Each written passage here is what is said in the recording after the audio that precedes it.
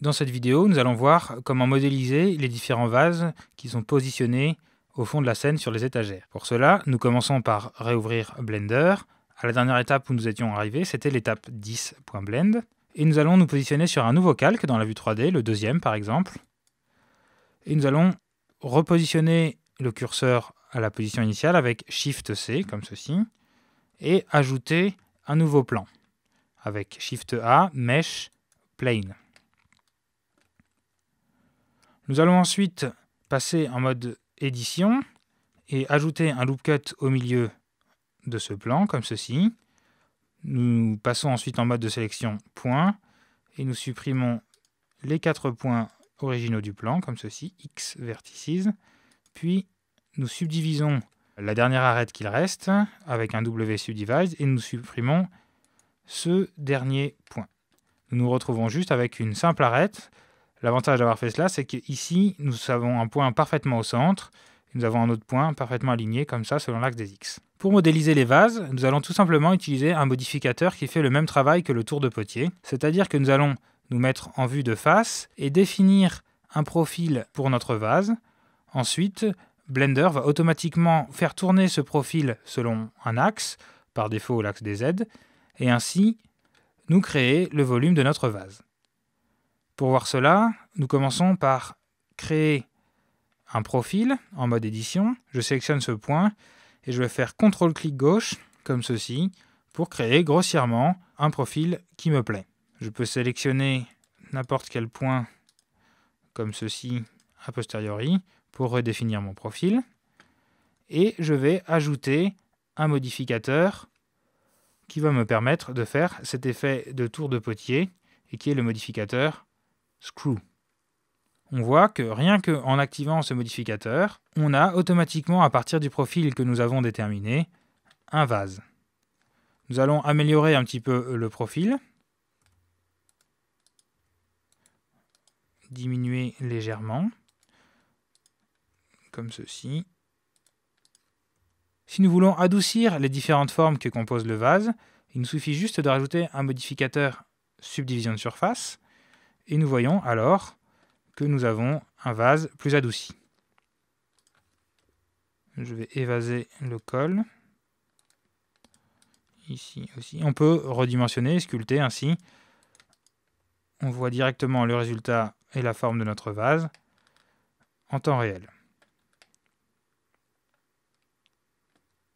A noter que nous avons de drôles d'artefacts noirs sur notre objet. Il est donc important de cocher l'option Calc Order, ici, dans le modificateur Screw, afin d'avoir un meilleur résultat sur le maillage.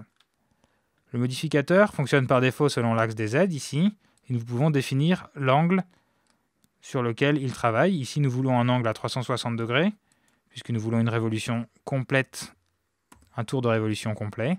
Nous pouvons également définir le nombre d'étapes qui vont être générées. Si j'augmente le paramètre ici, Step, plus il y a d'étapes, plus le rendu sera adouci.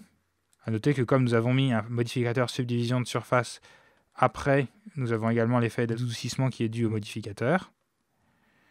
Et enfin, troisième modificateur que nous allons ajouter pour pouvoir créer du volume, car pour l'instant il n'y a qu'un simple profil, mais il n'y a pas de vrai volume. Nous allons tout simplement ajouter un modificateur Solidify qui permet de créer une épaisseur vers l'intérieur du modèle, comme ceci. Et ainsi nous créer un vrai vase.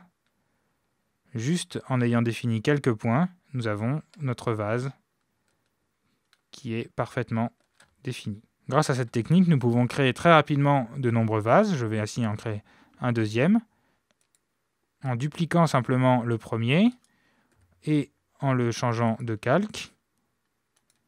Ainsi, j'ai juste à changer, je passe en mode de vue Z, j'ai juste à changer la forme de ces points pour obtenir un vase complètement différent.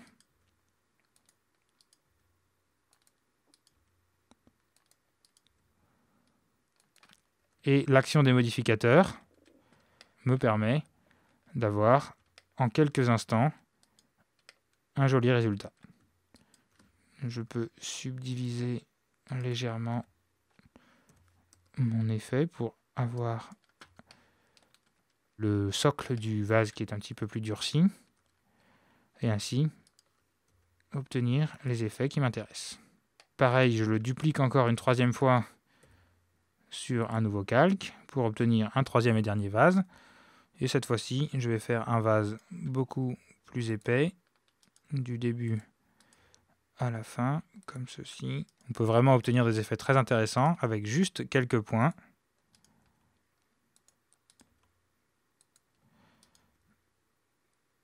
Notre maillage est adouci.